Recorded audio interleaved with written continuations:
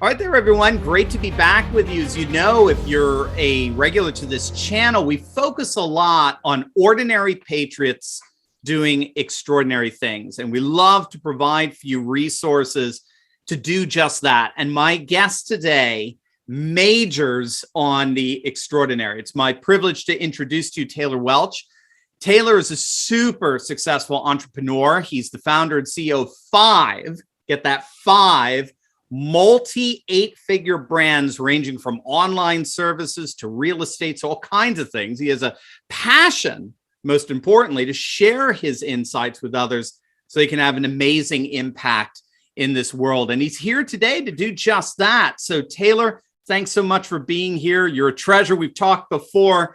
It's our second time together. I'm so excited to share you with our wider Turley Talks community here. Man, second time of hopefully many more to come. Thank you for having me. Oh, it's our pleasure. It's absolutely our pleasure. Taylor, give everyone a bit of your backstory, if you don't mind. I mean, you have this amazing story of going from youth pastor and doing some really amazing service and the like, but then just feeling like you were called to, you had some bandwidth that wasn't being actualized in that way, and you brought service into a whole new direction. Can you give us a little bit of that backstory? 100%. My oldest memory is telling my mom that I wanted to be two things. The first was I wanted to be a cowboy, which I think is pretty common, probably. The second, not so common, I wanted to be specifically a preacher to cowboys. I was going to be the world's first cowboy preacher. Awesome. I wanted to be in church. I wanted to be in ministry. I grew up that way. I was born and raised in Louisiana.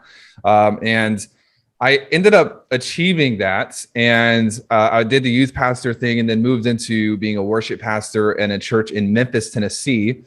And yeah, it was one of those things where, you'll achieve something in your life. And then when you achieve it, you realize it's like I've been chasing this thing my whole life and it's not necessarily what I wanted. I thought that I wanted it, but then you get it and it's not necessarily your dream. And that happened to me. And I was like, I love the church. I'm still involved in ministry, but as a vocational ministry, it wasn't what I was supposed to do. And so I transitioned from there into the first job that I could find, which was real estate. And this was about 2012. And everybody likes to say that they do real estate, but I was actually doing property management, which, if you know, is like the gutter of real estate. Like, It's fun to say I'm in real estate. It's not so fun to say, like, I fix toilets for a living. I didn't want to tell people that. So they'd ask what I did. I'm like, I'm in real estate, and then just leave it at that. Like, don't put any details in there. So then they don't know. But I learned how real estate works, how banks work, how assets work, because I grew into this role. We were managing 6,000 single family homes across the greater Memphis area. And through a series of events, my wife is entrepreneurial. I didn't really know what entrepreneurship was. Like, I just grew up and wanted to be a vocational minister. My wife was a salon owner. And one day I had the idea that if I could learn marketing, then I could help my wife get enough clients. I could quit my real estate job and stay at home. And that was my vision. It was like the extent of my vision. But once the wheels started turning, we got some marketing out the door and I started picking up books. People are like, did you go to school for marketing? I'm like, no, I started reading books. I went the old school, almost apprenticeship role, where it's like I was reading books and I was paying people to teach me how they did it. And over about the 18-month period, I got really good at it, transitioned out of real estate, and then we built our first company. And so I tell people today, it's very wild when you look back at my story, because from the span of 2012 to 2016, I had self-taught and self-mastered a whole new industry that I didn't go to school for, and had transitioned out of real estate into marketing. And now we're full circle back into real estate. But my whole story is one of just stepping into new things, trying. So many people are afraid to try. Right. And so they never get started. In 75 years, 100 years, nobody's going to remember that you tried and failed. Nobody's going to care. They're not going to remember that you looked silly on social. We'll probably be in the metaverse in 100 years anyways. Nothing's going to be the same. But if you can get your scope long-term, then you tend to be less afraid of moving forward in life. And so that's my story. That's awesome, man. Yeah. The whole comfort zone element, it's very bewitching, isn't it? And unfortunately, it lures you into a compliance that stops you from growing. And then I just read a really interesting article on boredom, and the scholar argued that boredom was akin to hunger. So when so in other words, just as when your stomach is empty, you get these cravings. So when your soul is empty, your capacity to give is not being fulfilled. The hunger pains in that case are boredom.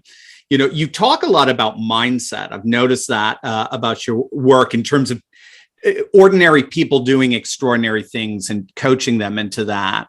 Can you give us a little sense of the importance of mindset as you see it in terms of self-development, helping people gain confidence in achieving extraordinary things? Yeah, I think everything starts, you hear, if you read the leadership developers of the last 100 years, they'll say things like everything rises and falls on leadership, which is true. But mindset is the era of self-leadership. If everything rises and falls on leadership, then your own life is going to rise and fall in your ability to lead yourself. And a lot of people get it wrong because they feel like mindset is a byproduct. But it's actually the opposite, where your mindset is actually the cause, and then everything that happens to you and through you tends to be the byproduct. And so what I found is people get stuck in life because they give too much credit. Where you give credit is also where you give control. They give too much credit to things that happen to them, and therefore all of the control. And this, being a doctor and a philosopher, you're one of the great philosophers today that I love to listen to. The onus of control, people are giving all of their control and all their power away because they're allowing themselves to be led by external situations, external circumstances. So if I could sum up mindset in a phrase, it would be a person's ability to lead and govern themselves, first in the way that they think, second in the way that they speak, third in the things that they do. Because I think it starts in the mind, it comes out of the mouth, and then that shows up ultimately in your ability to do. Right. No, it's brilliant. It's brilliant. And I think today that reminder is huge, with the economy changing the way it is, inflation out of control. A lot of people are really concerned about their job. Well, a lot of people are experiencing what they consider to be really kind of totalitarian tendencies in their jobs with vaccinations and the mandates and the like. What can someone watching this do to make sure that, number one, they're able to find a certain sense of independence in their life, so they're not dependent on employers and employees, or just a dead-end job that's sort of keeping them down and getting those boredom pains, those hunger pains of the soul awakening, as it were. What can they do to try to break out of that and leave a legacy for their family, regardless of just their current economic situation?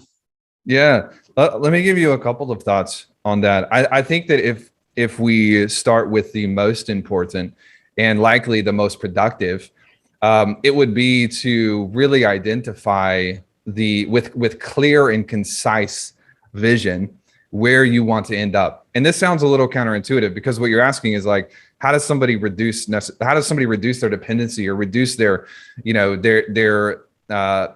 integration into a system that does not care about them? But a lot of people, you can't do that unless you have clarity on what does it look like to be free. Right. What does it look like to have power? What does it look like to have control? And the reason it sounds counterintuitive is because people hear that and they're like, yeah, that's just thinking, right? But we talked about everything starts in the realm of thinking. Everything starts in the realm of your mind. And so if you study some of I don't know if you studied like Maxwell Maltz and some of and the genius of, in this start, you can go back into the New Testament, you can go back into the Bible. This is a relatively certain concept. Psycho-cybernetics, isn't that the psycho-cybernetics? Yeah. Psycho-cybernetics. And it's also in like, as a man thinketh. It's not doeth, it's thinketh. It starts with the way that you think. And so when somebody can sit down and they can map out a destination, and we're actually doing a training on this, so we're going to gift your audience with how I do it, how my team does it. And we could talk about that in a little bit. It's something that we just want to give to your followers to help them put this together. But when you can map out clarity in 2 areas, like just 2 areas, what does my life look like? What does my life feel like? And when you say, what does my life look like? That's the realm of the tangibles, right? Mm-hmm. Your money, your dependence on a system. What car do you drive? Some things are basic, some things are nuanced, but anything that is the realm of the tangibles, what does my life look like? And then what does my life feel like, which is the realm of the intangible. And when you see people get rich and famous and they lose their way, like we've seen people do, typically it's because they have clarity on what their life looks like, but they've lost their certainty on what does my life feel like, because nobody sets out on their journey and says, I want to get rich and then I want to lose my entire family. Right. Or I want to be really successful, but I want another dad to raise my son. Right. Nobody sets out to do that. But what they do is they get obsessed with what it looks like. They forget what they want to feel like, and therefore they lose their way. And it's amazing the power that you give yourself when you can reverse engineer, because the way that I like to set targets is a clear target, a clear objective, a clear outcome.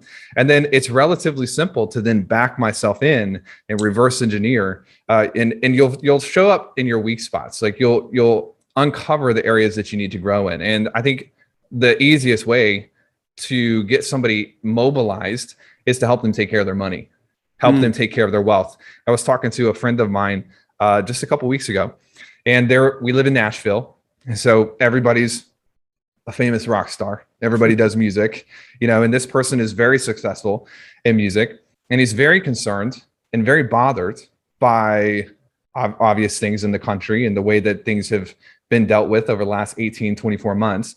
But his thing was like, I can't talk about it because my income depends on what my labels and, I don't want to get canceled and all of these things. Right. Well, I was like, look, you got to get in control of your money. You can't have a single source dependency on something that is controlled and conscripted by other people.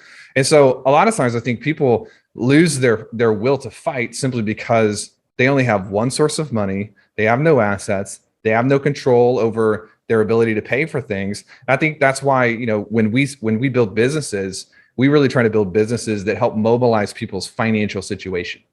Because if you can get in control of your finances, you build a measure of freedom for yourself to say whatever you want, and nobody can take away your ability to eat.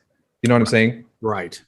Yeah, you don't have that single point of fail, as it were, that choke point, as it were. It's interesting too, because we just interviewed Mike Lindell of My Pillow 2 weeks ago today, actually. And that was his thing about, he's got like 200 products now. We're talking about his products. And what he said is he spent lots of time reverse engineering his entire company, which I don't know, it's worth of 300 million at this point. His entire company is all about setting those goals, setting the standards, and then reverse engineering in order to eventually meet them, rather than just kind of play it by ear as you go along. So it seems to me that's the pattern. And what's his name? Maltz, Maxwell Maltz.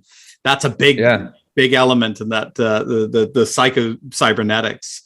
It's one of my favorite books. It's one of my favorite books of all time. It's a It's a fascinating book because of the whole expansion of the mindsets. You just it really breaks through the notion, because we really only can do what we know if you think it through, right? I mean, we're what we know is reality as we understand it, and I'm not Elon Musk because I don't have his perception of reality. If I did, I could do comparable things. And so I think what Maltz was trying to say, and what I love about what you're working with people and doing for them, is getting them to expand those horizons of the possible and then reverse engineer to make it a reality. One thing on that is Dr. Maltz talked about, we become the things that we think. And the things that we hear. Ooh, yes. And fear does come up a lot. Yeah. It's a big deal. And when they started going into the science, it's not just the things that you hear from other people, but it's the things that you hear that you say about yourself. And so you have to be really careful, because auditory perceptive, you're listening to the words that you speak. They're coming out of your mouth and into your ears, and your brain is interpreting that the exact same way that I'm interpreting listening to you. And so I think self-talk is a really big deal. We'll talk about that in the training a little bit, but when you think the right way and you speak the right way, it locks up everything else in your life. It puts it into a perfect alignment, and you end up heading directionally exactly towards the destination that you talk about. Yeah. Yeah. That's so good. I remember that reading through his work, how much, trying to remember the actual term, but it is something, the limiting beliefs, that the fear plays in creating limiting beliefs and breaking through that. And it is astonishing once you start breaking through that. I remember, when we were doing this American Freedom Tour with, Donald Trump Jr. and all that. And I'm thinking like, I got to hang out with these guys. What the heck? And I felt like, I remember in Jacksonville, our first one, I felt totally out of my element, and I just wasn't comfortable. But I remembered some of those times. Well, this is exactly it. I think he says at one point, I don't know why we're going off on Maltz, but I think he talks about excitement. Like all emotions ultimately are excitement, and excitement could become inspiration. It could be interpreted as fear. It could be interpreted all kinds of ways. And what you're trying to do is tap into the excitement so that it's working for you as opposed to against you. And I just found that was incredibly helpful going into new spheres of life that I just hadn't gone into before. And they are getting into the unknown by definition is scary, but it's learning. Everybody's at Trump, you name it. They've all, whenever they're going into new levels of achievement, it's always scary, isn't it? It is. And human beings are traditionally very good at recognizing active risk, which is like, if I do this and I fail, this will be uncomfortable. That's active risk. But we're not very good at recognizing and positively looking at passive risk, which is, if I don't do this and I never achieve what I was born to achieve, what is the cost there? It's like, you can't put opportunity cost on a profit and loss statement. Yet opportunity cost is probably the number one greatest cost to any business ever. Same with human beings, is like, you've got to be able to not just look at one side of the coin, which is this could hurt me, this could be dangerous. You have to look at the danger of atrophy, the danger of coming in at 70% of what you were supposed to. And I think if we thought that through, we looked at both sides of the coin, we would mobilize a lot faster, because we would be more afraid of not being who we're supposed to be than we are of trying and failing. Right. It's about ranking and prioritizing those fears properly. Right. Yeah. I forget. There was a saying out there. What is it? Discipline may weigh a lot, but regret weighs a ton. Yeah. Yep.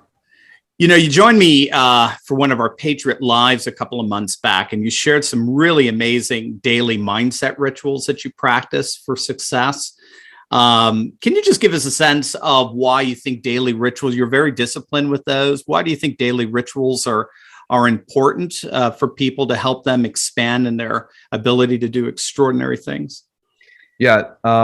In one of our companies, we've had 130,000 clients. People come through, get results, life-changing results most of the time. And one of the things that fascinates me is somebody will get stuck, or they'll get in a rut, or they won't be producing the way that they want to, or they'll get caught from circumstances.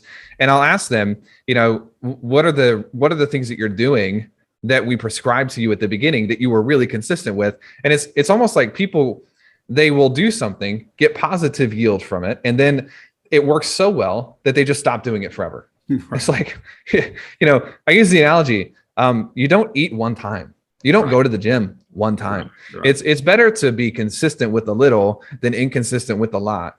And so the same with your mind, your diet of the mind, the things that you expose yourself to. For me, the first thing when I wake up in the morning, I think people think that I just magically wake up with pet unicorns and I'm like thrilled. But most of the time that alarm goes off and I'm like, why do I have to wake up? I'm not thrilled that I woke up. I'm not excited for the opportunity of the day. A little bit of a bump on a log. I'm just tired. And what I have designed my routines to do is I don't want to leave my output or my throughput up to how I feel. I want to regulate how I feel to match what I've chosen to be. Right. And so when I go through my morning routine, I read a document that explains to myself the type of man that I know I'm born to be. And it starts with being a good husband. It doesn't start with my money. It doesn't start with my cars. It starts with being a good husband. Am I a good spouse? Am I a good dad? Am I a good mentor? Every year, like one of the things we're working up right now is I'm selecting people from different colleges and I'm going to mentor them for free. I want to help the world mobilize. I want to help these young men and women become who they're supposed to be. Why am I doing that? Because when I read every single morning, that's the type of person that I've chosen to become. And so what it does is it takes the normal arc of like how you feel one day good, one day bad, comes in and it regulates it so that you're becoming who you choose to become rather than what you feel like in the moment. Sometimes, if the first thing you do when you wake up in the morning is turn on the news, you're screwed. Yeah. It's not.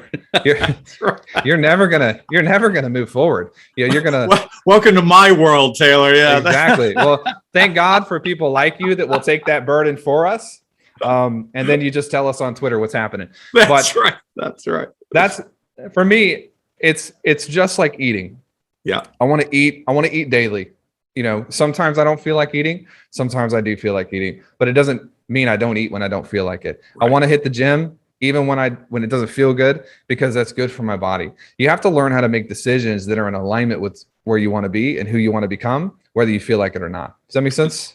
Absolutely. And it fits so perfectly with your mindset. And yes, and just to be clear too, I don't look at a lick of news in the morning until I have gone through my time of prayer. There's just no way I could even think of starting the day with Nancy Pelosi rather than rough prayer. It's just I don't think I would be able to do it quite frankly long term. I think I would get sucked into the negativity, whereas prayer it's a meta practice that draws me out of my personal circumstances and brings me up to something that is able to shape those circumstances precisely because it's shaping me. Yeah. One thing on that, if I might add, is I think the reason that prayer is powerful and it integrates in with what I do with my daily ritual for mindset is you get to decide you get to decide in most cases the size of the things that are resisting you.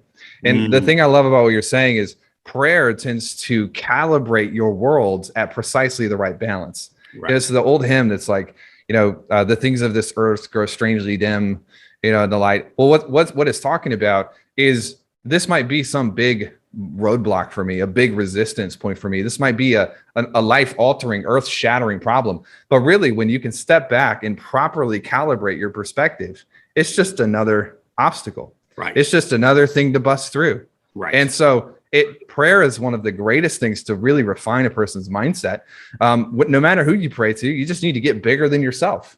And when you can get bigger, obstacles tend to shrink and they are put into proper perspective. Brilliant. Well, you talked a bit about some training that you have for everybody watching here, some special training that you have for some Turley Talks Patriots. Could you give us a little insight into that? Yeah. So this is something that I take my staff through. We take clients through. And what it's all about is you segment your life into these blocks, these categories, these building blocks, if you will.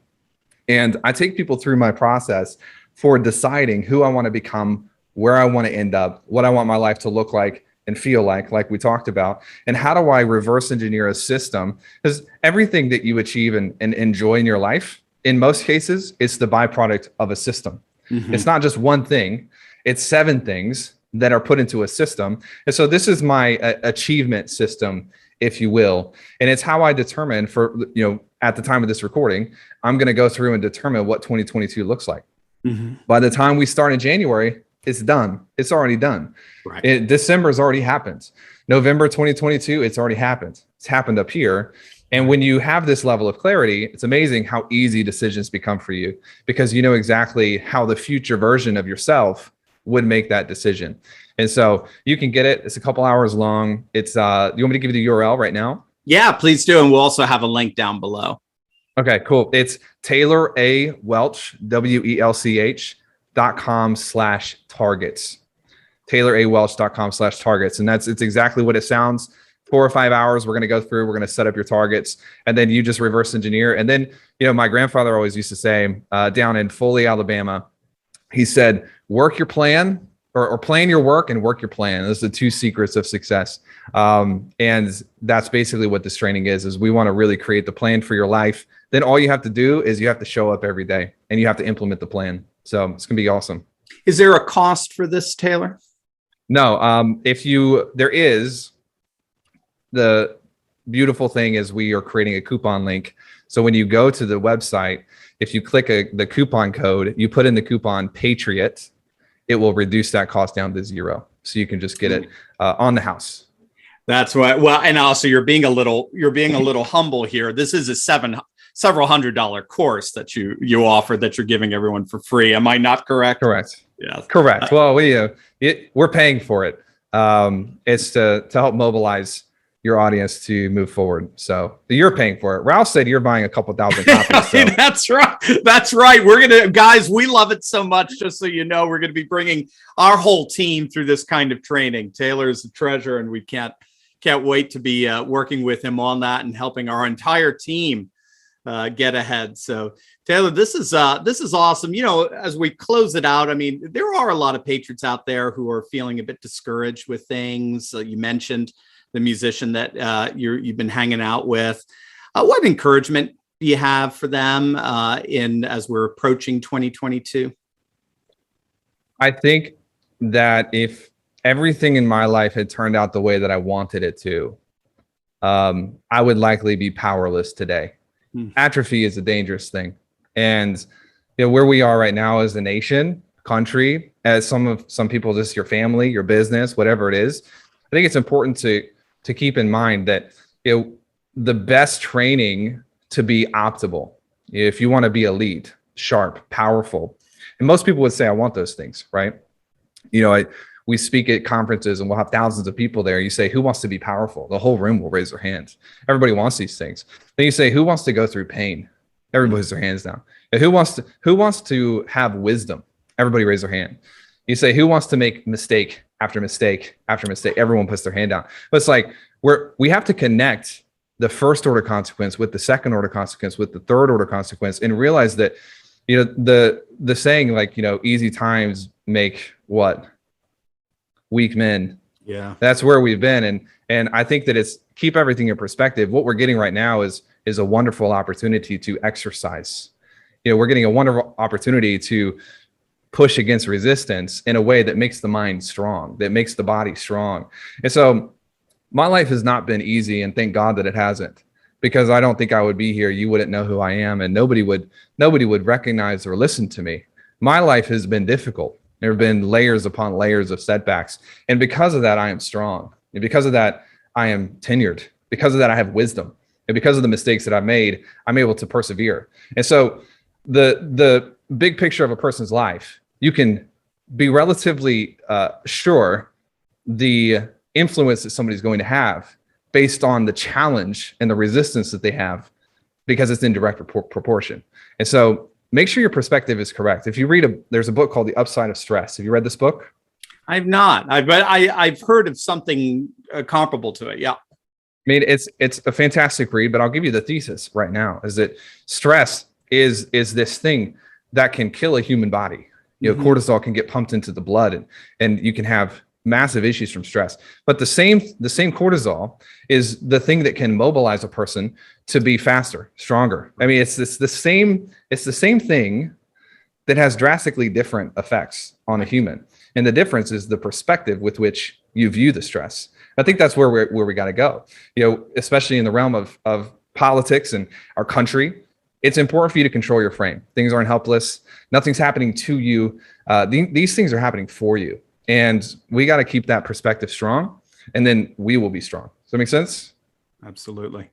Gang, this is just a tip of the iceberg of what you're going to get. Make sure you click on that link below. Several hours of training to help ordinary patriots accomplish extraordinary things. Taylor Welch, my friend, you are a treasure. Thank you so much for being with us. Thank you.